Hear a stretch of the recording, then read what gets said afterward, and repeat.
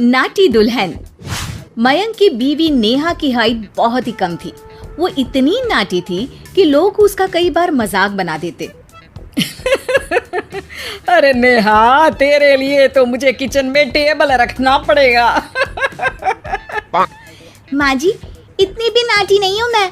और हाँ, हिल्स पहनकर तो बिल्कुल आपके बराबर आ जाती हूँ। अरे तेरे पापा ने महंगी कार का लालच दे दिया, वरना तो मेरे बेटे के लिए लंबी लंबी लड़कियों की लाइन लगी थी। क्या बताऊं तुझे, कटरीना फैल थी उनके सामने।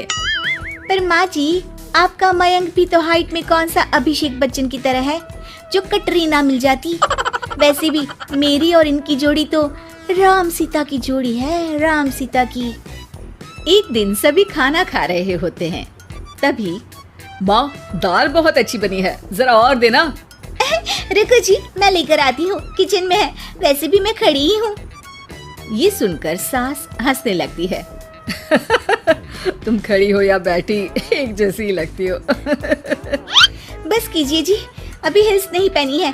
वैसे भी हिल्स पहनती हूँ तो आपके बराबर ही लगती हूँ। एक दिन नेहा सब्जी लेने बाहर निकलती है तो पड़ोसन कहती है, अरे देखो देखो कितनी नाटी है। मयंक तो दिखने में अच्छा है, हाइट भी ठीक ठाक है, फिर क्या जरूरत थी ऐसी नाटी बहू लाने की। दहेज बहन, दहेज। अंधे हो गए थे पैसों के पीछे, अब करे जगह हसाई। दोनों की बात नेहा सुन लेती है और उसे बहुत गुस्सा आ जाता है। आंटी जी, एक बात बताओ, मेरे पापा के पास पैसे हैं, उनको अच्छी लड़की की तलाश थी, ये पसंद आए और शादी हो गई। इसमें मेरा क्या कसूर है जो आप लोग मुझे सुना रही हैं? अरे नहीं नहीं नेहा, हम तो तेरी सास की बात कर रहे थे कि कितनी लालची औरत है। देखिए, वो लालची नहीं है। हाँ, उनके कुछ शौक है जो वो अपने बेटे से पूरा करवाना चाहती है। और देखा जाए तो उसमें उनकी गलती भी क्या है भला। अगर इन्होंने मुझसे शादी की है तो जरूर कुछ न कुछ तो अच्छाई नजर आई होगी ना।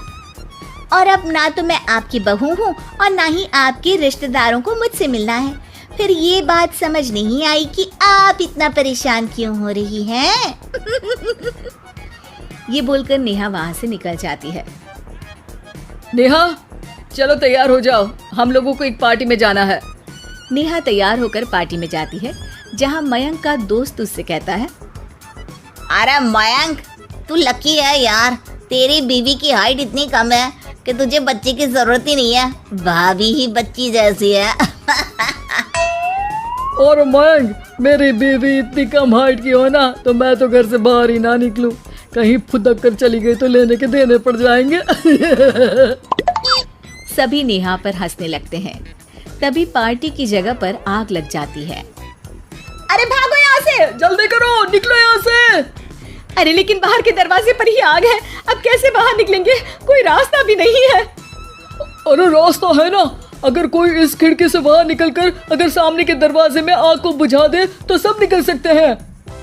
तभी नेहा उस छोटे से जरोखे से बाहर निकलकर आग को बुझा देती है। अरे वाह, भाभी जी ने तो आज हम सबको बचा लिया। वाह भाई वाह, बीवी हो तो ऐसी, अपने पति ही नहीं बल्कि यहाँ मौजूद सभी की जान बचा ली है इसने।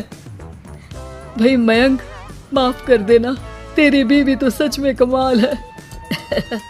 मुझे ये बात पता है और मुझे मेरी बीवी पर गर्व है। नेहा मुस्कुराकर अपने पति की तरफ देखती है। कुछ दिनों बाद जब नेहा और उसकी सास मार्केट जाती है, वहाँ पर, अरे भैया, ये कपड़ा तो देना, कितने का पड़ेगा? माता जी, ये तो बहुत महंगा कपड़ा है, लेकिन अब बस सिर्फ 2 मीटर ही बचा है।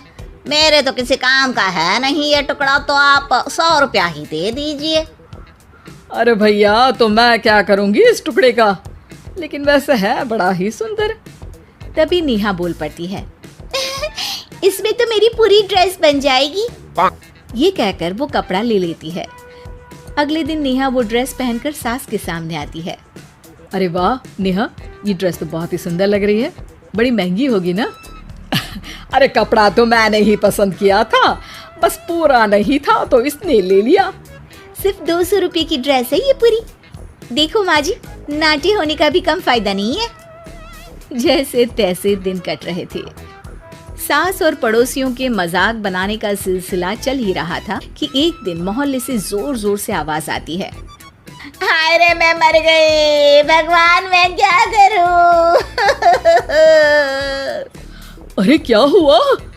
देखते हैं तो सभी एक हॉल के सामने भीड़ लगाकर खड़े हैं।